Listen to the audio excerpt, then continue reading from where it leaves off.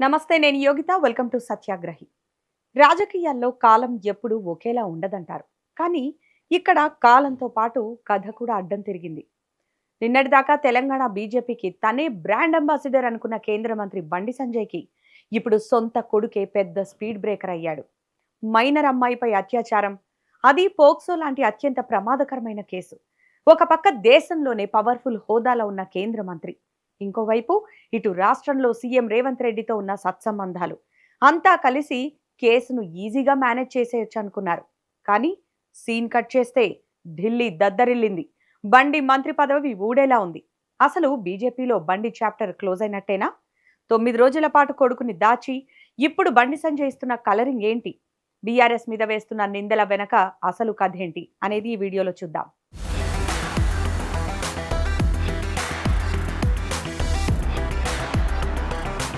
నిజానికి ఈ episode మొదలైనప్పుడు script అంతా బండి అనుకున్నట్టే నడిచింది. ఎందుకంటే కేంద్రంలో తను మంత్రి, ఇటు రాష్ట్రంలో కాంగ్రెస్ ముఖ్యమంత్రి రేవంత్ రెడ్డితో దోస్తీ మామూలుగా లేదు. మనం బరబ్బర్, కేసులు గీసులు లైట్ అనుకున్నారు. పోలీసులు కూడా మొదట్లో కాస్త నెమ్మదిగానే అడుగులు వేశారు. అంతా సద్దుమణిగిపోతుంది, మీడియా కూడా మర్చిపోతుంది అనుకుంటున్న తరుణంలో అస్సలు ట్విస్ట్ పడింది. అధికారం ఉంది కదా అని బెదిరింపులకు దిగినా, డబ్బులు ఎరవేసినా బాధితులు మాత్రం లొంగలేదు. న్యాయం జరగాల్సిందే అని వాళ్లు పట్టుబట్టడంతో కథ కాస్త సీరియస్ అయింది. మధ్యలో ప్రధాని మోదీ టూర్ కూడా బండికి బాగానే కలిసొచ్చింది. ఆ హడావిడిలో కేసు కాస్త పక్కకు పోయిందనుకున్నారు. కానీ బాధితురాలు తగ్గేదేలే అని పోలీస్ స్టేషన్ మెట్లెక్కడంతో ఖాకీలు కూడా ఏమీ చేయలేకపోయారు.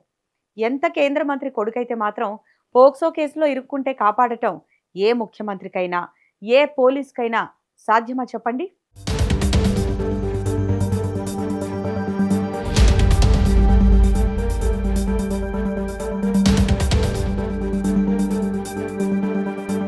ఇదంతా ఒకెత్తైతే మన బండి ప్రెస్ మీట్లు పెట్టి మాట్లాడుతున్న మాటలు వింటుంటే విఘ్నులైన ప్రజలకి విడ్డూరంగా అనిపిస్తోంది.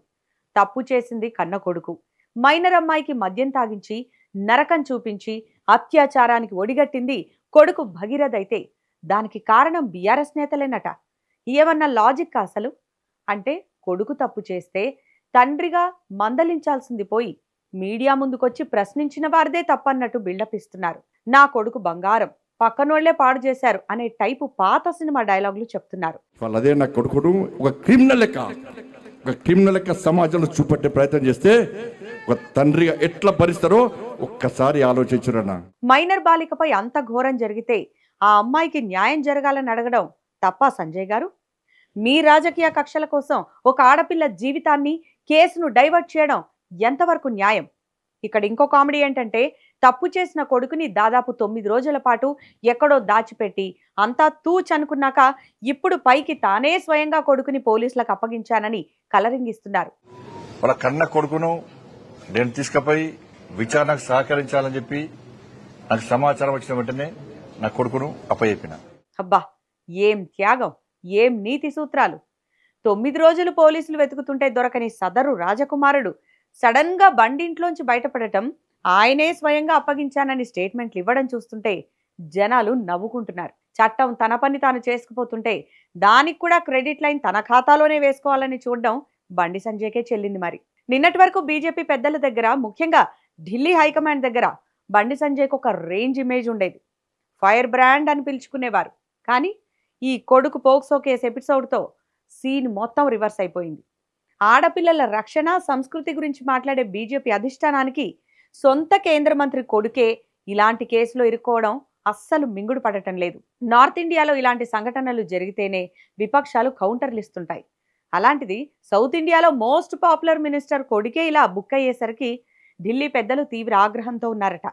దీంతో కేంద్రంలో బండి సంజయ్ పరపతి ఒక్కసారిగా పాతాళానికి పడిపోయింది. త్వరలోనే మోదీ కేబినెట్ విస్తరణ జరగబోతోంది.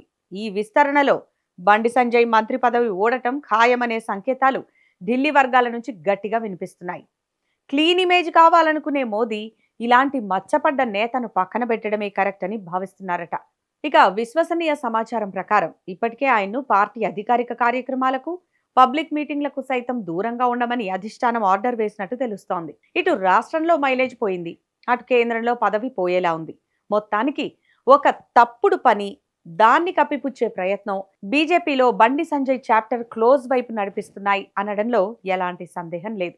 మరి కన్న కొడుకు చేసిన ఈ తప్పుకి తండ్రిగా బండి సంజయ్ మంత్రి పదవి కోల్పోవడం కరెక్టేనా, లేక రాజకీయంగా ఇది ఆయనపై జరుగుతున్న కుట్ర అని మీరు భావిస్తున్నారా? మీ అభిప్రాయాన్ని వీడియో కింద కామెంట్ సెక్షన్లో మాకు తప్పకుండా తెలియజేయండి. ఇక ఈ వీడియో నచ్చితే లైక్ చేయండి, షేర్ చేయండి. ఇలాంటి మరిన్ని ఇంట్రెస్టింగ్ పొలిటికల్ అప్డేట్స్ కోసం మన ఛానల్ని ఇప్పుడే సబ్స్క్రైబ్ చేసుకోండి. Thanks for watching.